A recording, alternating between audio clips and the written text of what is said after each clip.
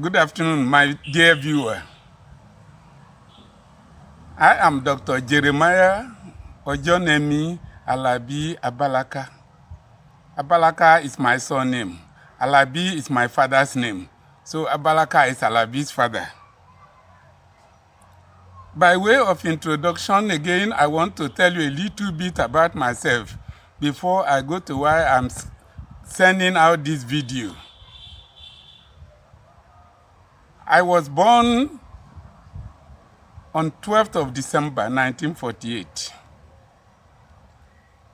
By convention, they say until next December before I'll be 71 years old. I agree that's the convention, but in actual fact, I'm already more than 71 years old because I spent 9 months in my mother's womb. That's what my mother told me. I was born into a rural community in the central part of Nigeria. I'm a Nigerian by birth, not by any plebiscite carried out after our independence, but I'm born right in the center of Nigeria. I was lucky to have parents that sent me to school. After my primary school, in 1960, I went to a secondary school, a mission secondary school, Ochaja Secondary School, where I spent 4 years and finished with Division 1 from my West African School Certificate and Cambridge University. It's a joint exam we took those days.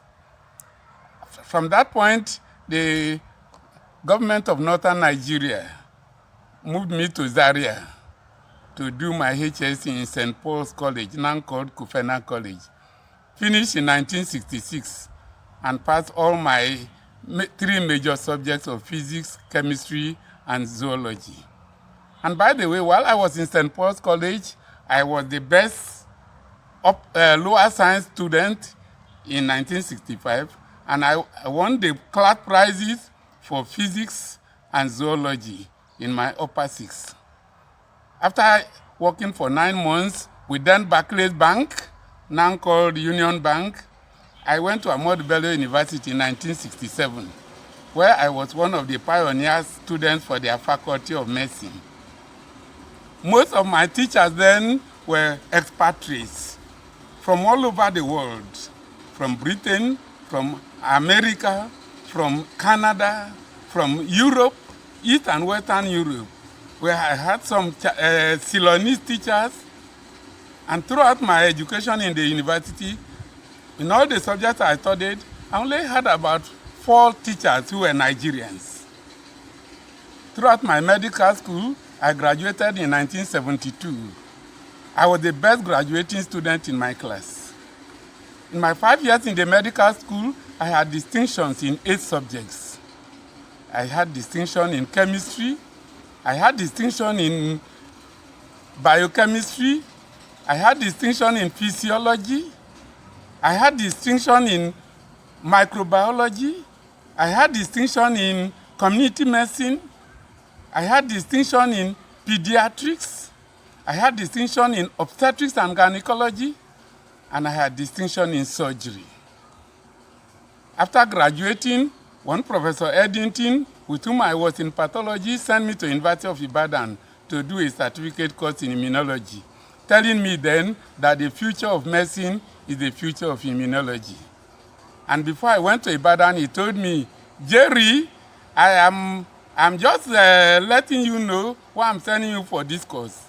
It's only people who are senior lecturers and above that they take to do this course. But I've told them, even though you are a registrar, I know your capability. So I've convinced them to take you. Make sure you go there and get a distinction. I went for that course and came back with it with a distinction.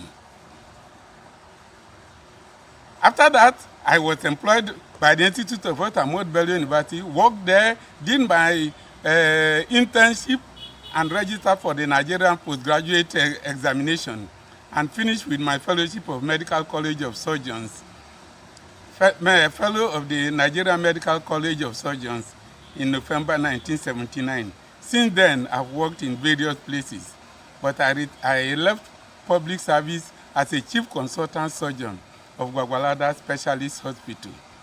I set up my own private practice here. That is the way, by the way, for those who think I'm a non-entity. All those who are criticizing me academically, I want them to know that if I were in the same class with them, with the same conditions, they would have found it tough to beat me in one subject. I'm not a herbal person. I've never been associated with telling lies or defrauding people. I follow the principles of medical practice. When this HIV challenge came, HIV, by the way, they announced the discovery of the virus that causes AIDS. Americans were the ones who announced it, not through a scientific publication, but at a press conference called by their then Minister of Human and Health Services, one lawyer called Margaret Heckler. So all those who think that scientific breakthroughs are through scientific papers, they are just telling lies or they are being ignorant. Since that they announced the discovery of the virus, it was a new virus. No one knew anything about it. It was said to be uniformly fatal. I was following the story, and I found that as a surgeon, I was exposed to it. So I decided to take it as a hobby to see what I could do to protect myself. In Nigeria today, all those who are criticizing me, and that's the aim of this audio I'm sending, this video clip, for me to address their concerns and to let the world know that all they are talking about is how to silence me. I'm going to address their questions one after the other. I want everyone to know that it is not true that scientific research only announced through scientific publication. It depends on the nature. Before you do a scientific publication, there are certain criteria you must follow. You cannot send them your work to two journals at the same time. Because it's after one has rejected that you go to another journal. Once they accept, you can't publish the same article twice. That is a standard basic format. Now, I'm calling this, I'm now going to address the issue of why I'm calling this video. I'm sending out this video clip. After I made the last video clip, there's another video, not video, he sent it as a worded clip. And he titled it, Request for Urgent Action by NAFDAC, Federal Ministry of Health, Federal Government of Nigeria. Subject, the HIV vaccine, triple cure viral vaccine by Dr. Abalaka is a scam and not a cure. This claim about the action of the vaccine is false and purely propaganda. The federal government, Federal Ministry of Nigeria, Federal Ministry of Health, and NAFDAC must stop the mortalities being caused by the spurious vaccine now. Expert report on the fake vaccine by Dr. Abiodun Osiemi. He put his qualifications and put here MSc distinction, meaning he didn't get distinction for his MBBS. Specialist medical microbiology and immunologist. And he's made this viral on 30th of last month, 30th of September, exactly 30 days ago. And when my attention was drawn to it, I immediately went to the website. He said we should locate him. How he fought about my genocide, he claimed in 2001. The site he gave, I could find nothing like that. Well, after I located all his something, I sent him an email. In the email I sent to him, I worded it like this. Good evening, sir. How are you? How your families? Practice and other affairs. This was on 30th of September at 1840 hours. A pity you have never tried getting in touch with me in any way. I'm Dr. Jeremiah Ojenemi Alabi Abalaka, a retired chief consultant surgeon residing in Gwagwalada, Abuja. Yesterday, my attention was drawn on WhatsApp and for the first time to a document circulating on the social media. Here is the document sent to me, sir. I reproduced the document. After reproducing the document, I continued. After I finished reading the song, I said, acting on the post, I googled your name. From there, I got and opened this link. It was from that link I got your email address. I saw 2 phone numbers there for you, but the second number, 0803-331-528, has 2 digits missing. I suggest you rectify it, sir. Are you the one who wrote and posted a document about me dated 26 September 2019 that is circulating on social media, sir? Warm regards and best wishes from Dr. J. Abalaka. At 1841, I sent him another. I just got this feedback to my email. Your message wasn't forwarded to uocme@yahoo.com because the address couldn't be found and it's unavailable to receive mail. So I told him, let us discuss on WhatsApp, sir. That's at 1842. At 1918, I said, good evening again, sir. Good evening. How are you? How are you? I wrote to him. And then when I told him that I said,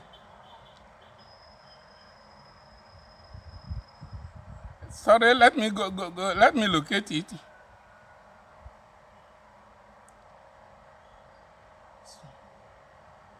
So I said to him, the virally circulating 26 September 2019 post bearing your name also says, kindly Google my name and Abalaka, and you will see how I was involved in preventing further genocide through enlightening people that the vaccine is fake.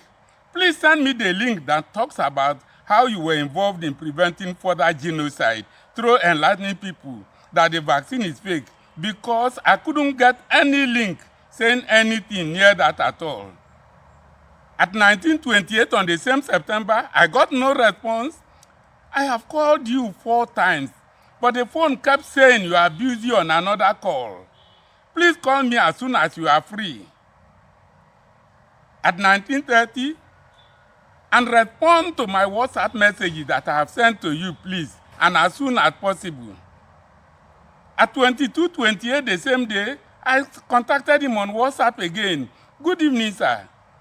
I've called you up to 10 times, but calls were not going through. My last 3 calls say your line is switched off. You read my messages up to and including the one I sent at 1843, but you did not respond. All my messages since 1918 are still in single ticks. Please get in touch urgently. Up to now, the doctor see me, knowing he's been caught red-handed, has avoided getting in touch with me. All he wrote, they were lies. He never took me up on anything. He never investigated my vaccine in any way. He posed as an immunologist and as an expert, but he has never done any work